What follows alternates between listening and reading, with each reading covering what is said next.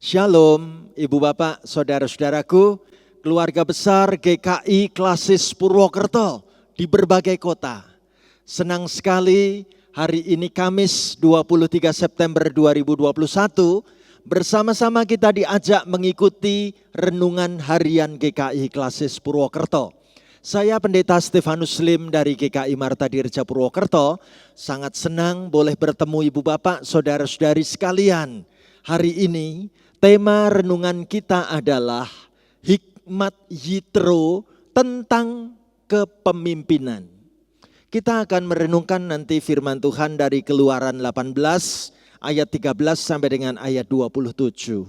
Mari Ibu Bapak, saudaraku sekalian, kita mengawali renungan ini dengan memuji Tuhan lewat sebuah lagu. Ku ingin selalu dekat padamu Tuhan, pegang tanganku.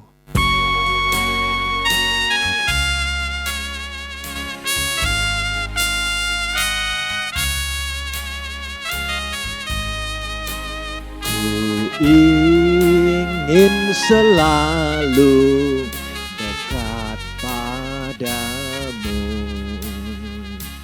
mengiring Tuhan tiada jemu. Bila kau pimpin jalan hidupku, tidak ku takutkan segala seteru.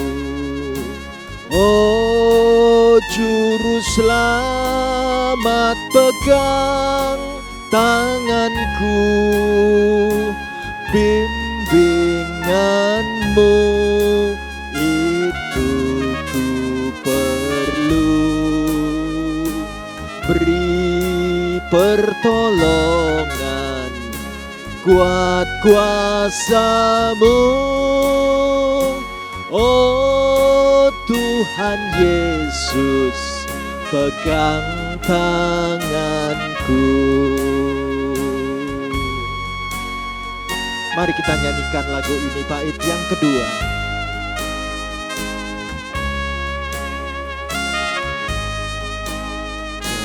Dalam perjalanan yang aku tempuh, namun teranglah dalam jiwaku. Susah sengsara ini ku derita, damai menanti di sorga baka. Oh Juru Selamat, pegang tanganku, bimbinganmu itu ku perlu. Beri pertolongan, kuat kuasa-Mu, oh Tuhan Yesus, pegang tanganku.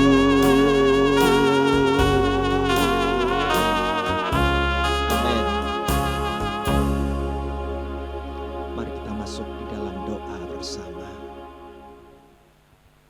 Kami bersyukur kepadamu Tuhan.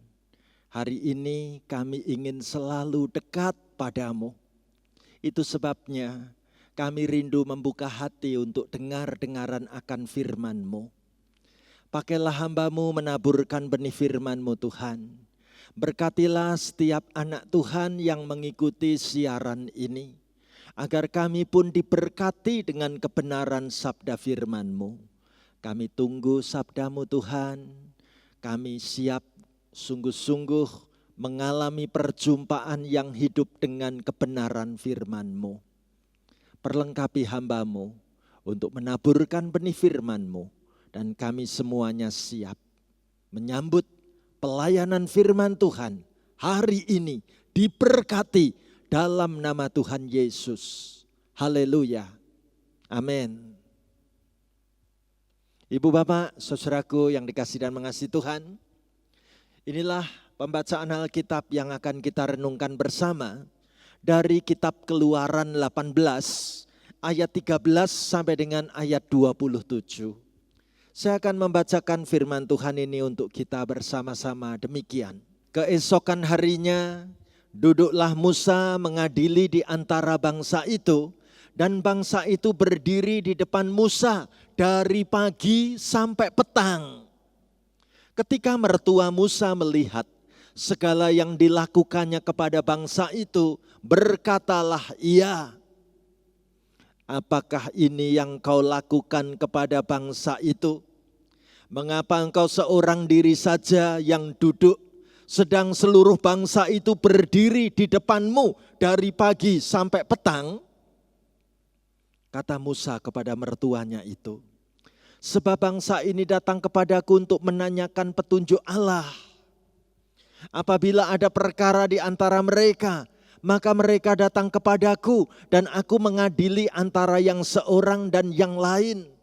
Lagi pula aku memberitahukan kepada mereka ketetapan-ketetapan dan keputusan-keputusan Allah. Tetapi mertua Musa menjawabnya, tidak baik seperti yang kau lakukan itu. Engkau akan menjadi sangat lelah, baik engkau, baik bangsa yang beserta engkau ini. Sebab pekerjaan ini terlalu berat bagimu, takkan sanggup engkau melakukannya seorang diri saja. Jadi sekarang dengarkanlah perkataanku.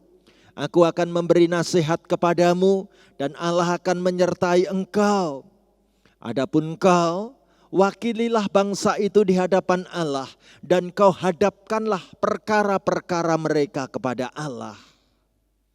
Kemudian haruslah engkau mengajarkan kepada mereka ketetapan-ketetapan dan keputusan-keputusan dan memberitahukan kepada mereka jalan yang harus dijalani dan pekerjaan yang harus dilakukan. Di samping itu kau carilah dari seluruh bangsa itu orang-orang yang cakap dan takut akan Allah, orang-orang yang dapat dipercaya dan yang benci kepada pengejaran suap. Tempatkanlah mereka di antara bangsa itu menjadi pemimpin 1.000 orang, pemimpin 100 orang, pemimpin 50 orang, dan pemimpin 10 orang. Dan sewaktu-waktu mereka harus mengadili di antara bangsa, maka segala perkara yang besar haruslah dihadapkan mereka kepadamu. Tetapi segala perkara yang kecil diadili mereka sendiri. Dengan demikian mereka meringankan pekerjaanmu dan mereka bersama-sama dengan engkau turut menanggungnya. Jika engkau berbuat demikian dan Allah memerintahkan hal itu kepadamu, maka engkau akan sanggup menahannya dan seluruh bangsa ini akan pulang dengan puas senang ke tempatnya.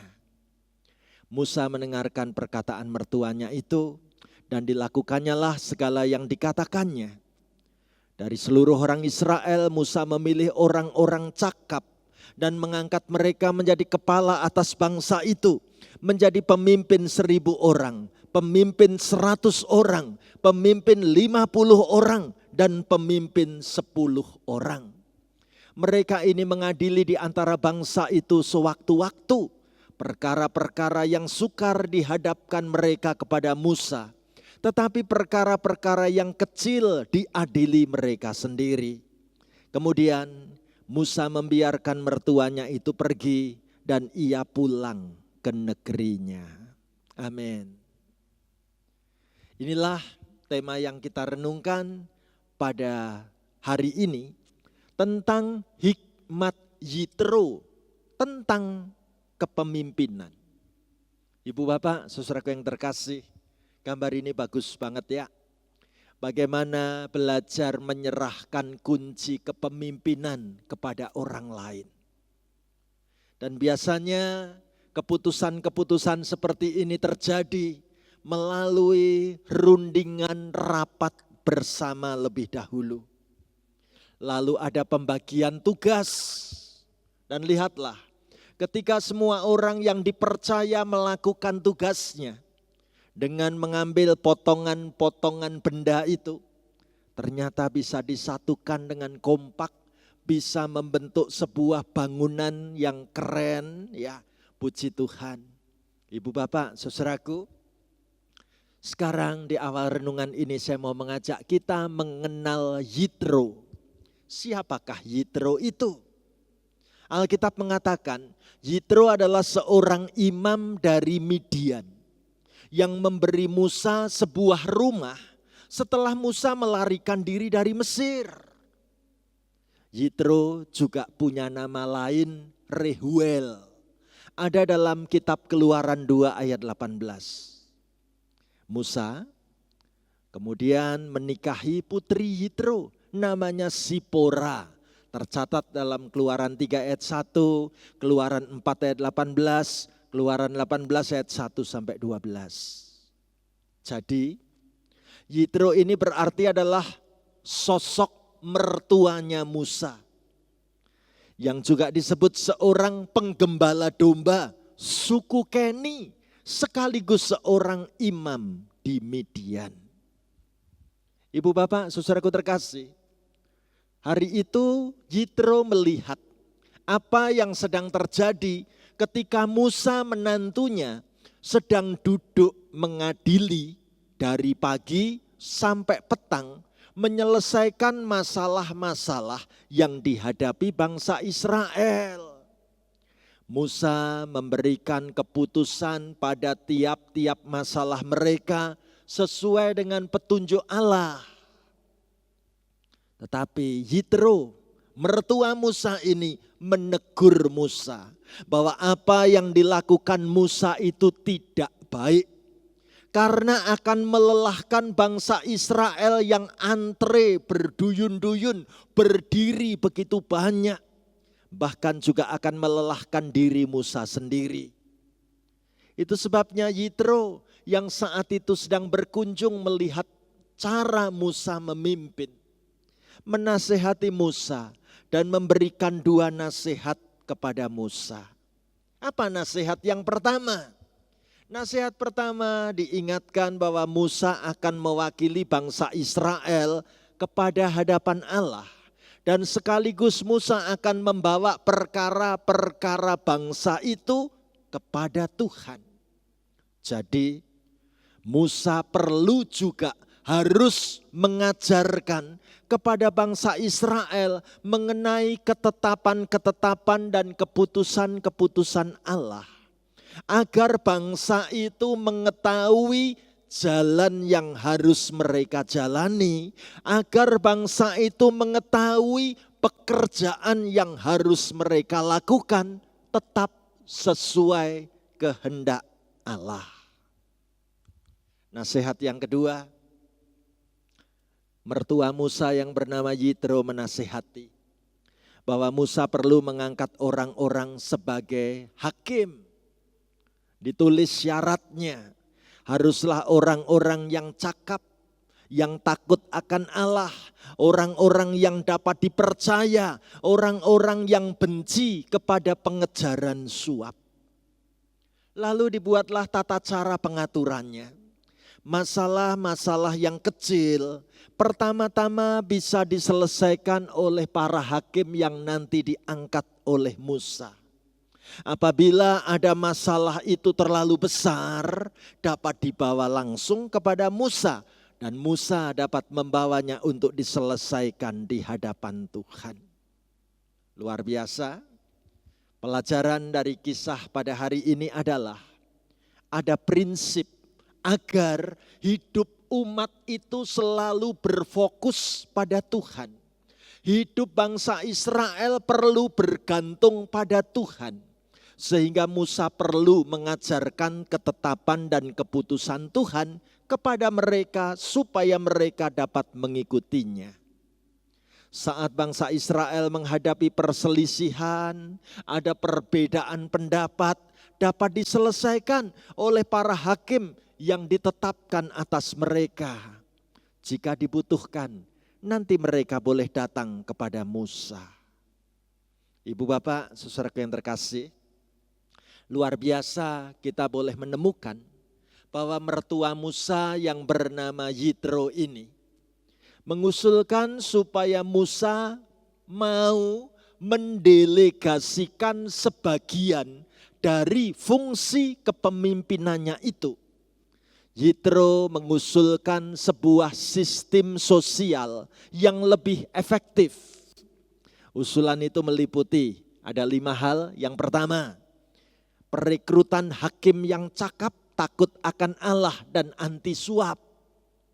Yang kedua, pelatihan dan persiapan bagi para hakim yang terpilih. Yang ketiga, sistem pengadilan dan kepemimpinan untuk tingkat unit sosial. Yang keempat, sebuah pengadilan tinggi yang bisa dipimpin oleh Musa sendiri.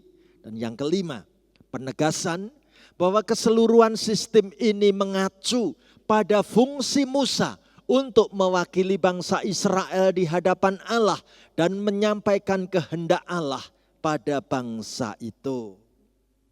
Apa yang terjadi, saudaraku? Puji Tuhan, bagaimana akhirnya Musa menerima usulan Yitro, mertuanya, dan melaksanakannya sebagai model kepemimpinan yang baru.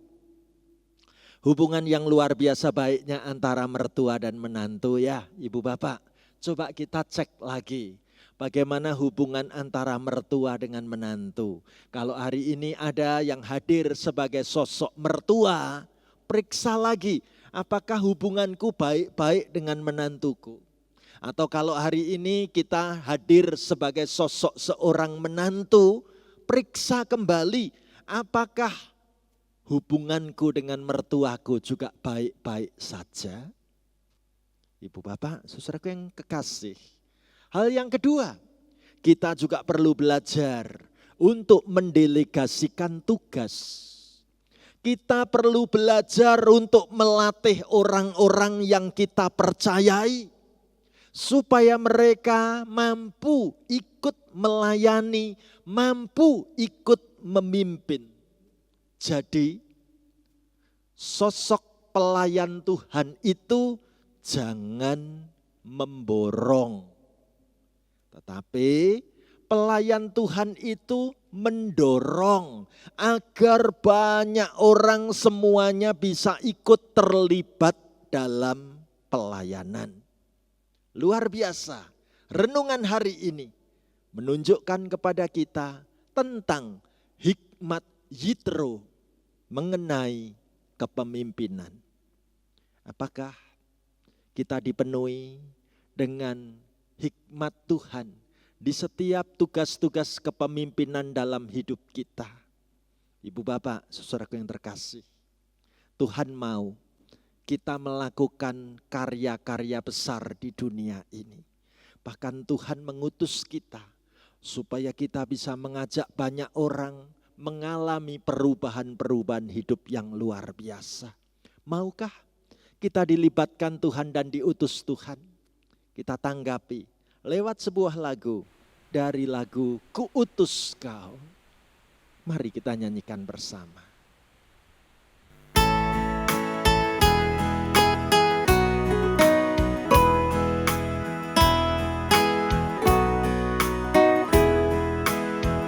Ku utus kau mengabdi tanpa pamrih, berkarya terus dengan hati teguh, meski dihina dan menanggung duka. Ku utus kau mengabdi bagiku, ku utus kau membalut yang terluka, menolong jiwa syarat berkeluh, menanggung susah dan derita dunia. Ku utus kau berkorban bagiku, ku utus kau kepada yang tersisih, yang hatinya diliputi sendu, sebatang kara tanpa handai tolan. mengutus Kau membagi kasih-Ku. Karena Bapa mengutusku, utus Kau. Amin. Mari kita sekarang sama-sama mengakhiri dengan doa berkat. Kita berdoa. Terima kasih Tuhan Yesus untuk renungan hari ini. Ajari kami memiliki hikmat-Mu, supaya kami dapat sungguh-sungguh mengembangkan setiap talenta yang ada pada diri kami, maupun talenta yang ada pada orang-orang di sekeliling kami. Semuanya boleh kami persembahkan untuk hormat kemuliaan bagi nama Tuhan. Kami sangat bersyukur kalau hari ini kami boleh mendoakan setiap hubungan antara mertua dan menantu. Tuhan menjagai hubungan ini. Tuhan membangunkan hubungan yang baik bagi setiap anak-Mu. Terima kasih Tuhan.